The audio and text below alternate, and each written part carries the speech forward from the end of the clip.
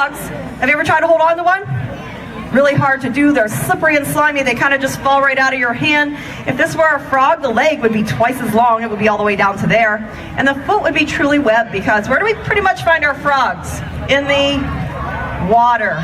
Toads, on the other hand, built for life on land.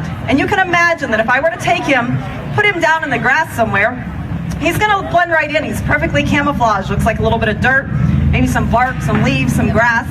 And as long as he stays still, things are probably going to be okay. But we know at some point, what's he going to do? He's going to take a hop. That's when another animal might notice him. They might want to come up and take a big old bite out of him. He kind of looks like a big juicy...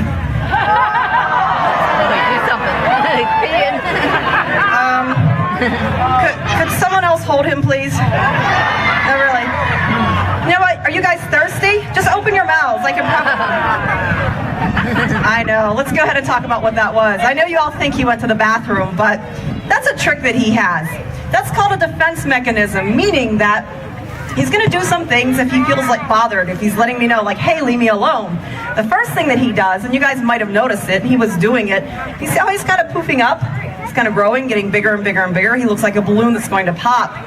That's the first line of defense. He thinks if I look like a big tough guy, big bodybuilder, she's going to leave me alone. Well, I didn't put him down, so he went to step 2, which was to let some of that water leak out. Now, you guys think he went to the bathroom, and most other animals would be kind of... No, it's okay. It's how I wash my clothes. I do this all the time. And most other animals think, oh, that's really gross. I just got sprayed in the face, probably some waste. But that's just water. He has a special area in there where he holds on to water just for this exact occasion. So whenever he gets scared, feels threatened, wants to protect or defend himself, boom, he sprays out that water. You guys get all grossed out. You go away, and guess what? He gets to live another day. But whenever he takes that hop, we were talking about him being out in the wild, and as long as he stays still, he's going to be all right. When he hops and that other animal sees him, they might want to come up and make a meal out of him. That's the reality of nature. Animals eat other animals. Hey guys. So I was going to go ahead and see, you want a drink? because he does look like a big juicy cheeseburger, I'm going to go ahead and take a bite. You want a drink? Should I do this? Not yet? Okay. No, really, I'm kind of hungry. It's a little bit past lunchtime. I should just... Huge mistake if I were to eat him, and I'm going to show you why. See these bumps back here?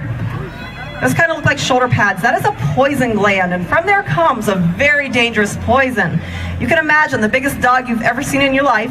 If that dog were to bite into this toad, this poison came out, got into that dog's mouth, that dog probably would not survive. And lots of animals have learned over the years, don't eat them. Big mistake when you do. By the way, he's called a Bufo toad, and they grow to be the biggest toad in the world. They reach 5 pounds. He's not quite there yet. He'll get there, don't worry. And here's something strange about these guys. They're not supposed to be here in North America, but they are found down in South Florida. It was an accident like 45 years ago. Someone was shipping a crate full of these guys from Central or South America, and that crate came through the Miami International Airport. That's down in South Florida. The crate fell and broke open right on the tarmac, and a bunch of these guys got out. Pretty soon they were everywhere, because what they had down in South Florida were perfect conditions for surviving, thriving, reproducing, and that's exactly what they did.